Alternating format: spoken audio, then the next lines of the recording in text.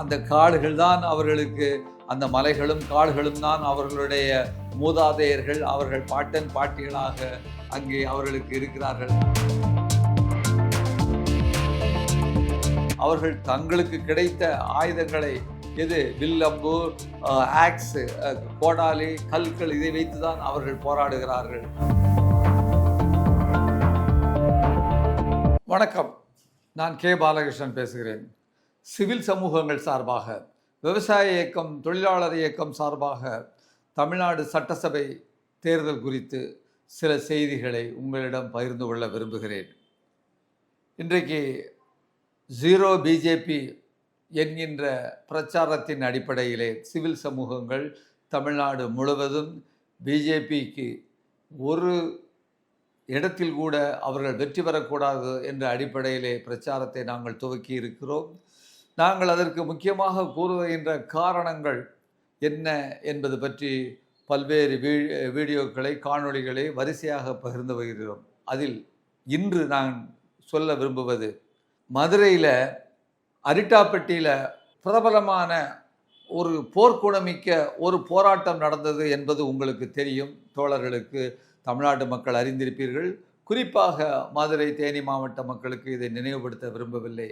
அங்கே டங்ஸ்டன் மலையை தோண்டி எடுப்பதற்கு எதிராக, அது சுற்றுச்சூழலை பாதிக்கும், அந்த கிராம மக்களை, பல்வேறு பகுதி மக்களை பாதிக்கும் என்ற வகையில் மிகப்பெரிய அளவிற்கு, விவசாயிகளையும் பாதிக்கும் என்ற அளவிற்கு போராட்டம் நடந்தது. அனைத்து மக்களும் ஒருங்கிணைந்த அந்த போராட்டம் ஒரு வலுவான போராட்டமாக இருந்து வெற்றி பெற்றது. அந்த போராட்டத்தை, அந்த போராட்டத்தினுடைய தீவிரம் மூலமாக ஒன்றிய அரசு அதில் நாங்கள் அந்த திட்டத்தை கைவிடுவதாக அறிவித்தது. இதை நினைவில் வைத்துக் கொள்ளுங்கள். இன்று 2-3 நாட்களாக ஒரு செய்தி வந்து கொண்டிருக்கிறது. ஒரிசாவில் உள்ள, அதாவது கொரப்புட்டு அந்த மாவட்டத்தில் பாக்சைட்டு எதிர்ப்பதை, அதை தோண்டுவதை எதிர்த்து கிராம மக்கள் 30 கிராமங்களில் மிகப்பெரிய அளவிற்கு போராட்டத்தை நடத்தி வருகிறார்கள். அந்த போராட்டம் இன்று நேற்றல்ல, சில ஆண்டுகளாக நடந்து வருகிறது. அங்கே அந்த போராட்டத்தில் இப்பொழுது மிகப்பெரிய அளவிற்கு வன்முறையை தூண்டிவிட்டு அவர்கள் என்ன செய்கிறார்கள் என்று சொன்னால், போலீஸ் லத்தி சார்ஜு மற்றும் அந்த ஆயுத தாங்கிய காவலர்களை இறக்கி அங்கே மிகப்பெரிய அளவிற்கு ஒரு வன்முறையை தூண்டிவிட்டிருக்கிறார்கள் என்பதை நாம் பார்க்கிறோம். இந்த வகையிலே அங்கே இன்னொரு விடயத்தை நாம் குறிப்பிட வேண்டும். அந்த பகுதியிலிருந்து தான் நம்முடைய குடியரசுத் தலைவர் தேர்ந்தெடுக்கப்பட்டு வந்திருக்கிறார். அந்த மாநிலத்தை தான், அந்த மாநிலத்தில் உள்ள அந்த ட்ரைபல்ஸு, பழங்குடி மக்களைத்தான் பிரதிநிதித்துவப்படுத்துகின்ற வகையில் அவர் வந்திருக்கின்றார். ஆனால் அதே அங்குள்ள அந்த மாநிலத்தில், அந்த மாவட்டத்தில் இன்று ட்ரைபல்ஸு மக்கள், அதாவது பழங்குடி மக்கள், அவர்களுக்கு எதிராக மிகப்பெரிய அளவிற்கு இந்த ஒன்றிய அரசு தங்களுடைய வன்முறையை ஏவி இருக்கிறது. அது மட்டுமல்ல, டபுள் இன்ஜின் சர்க்கார், டெல்லியிலும் பாஜக சர்க்கார், ஒரிசாவிலும் பாஜக சர்க்கார்.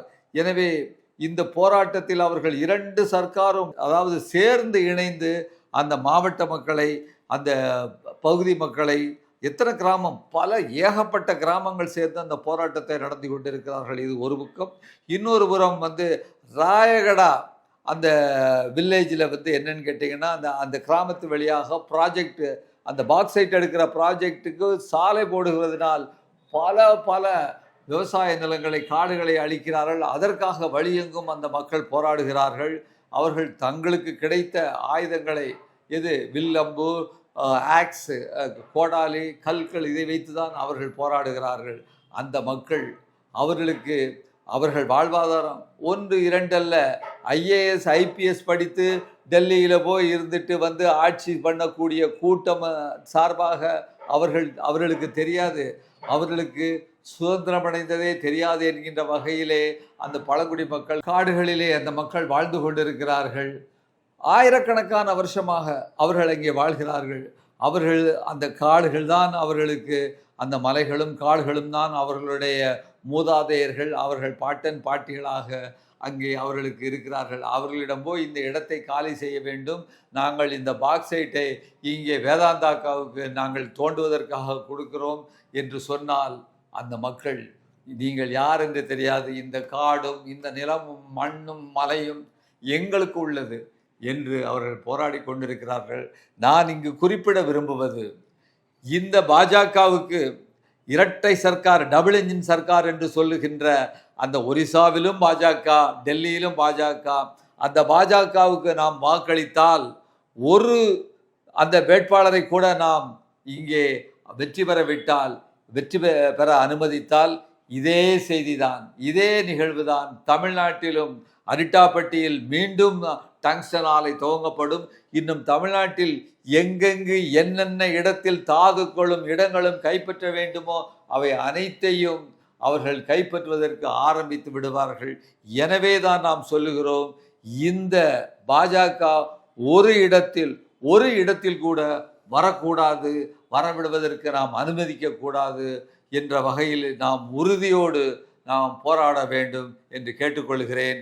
நன்றி, வணக்கம். மண்ணை நாமே காப்போம்.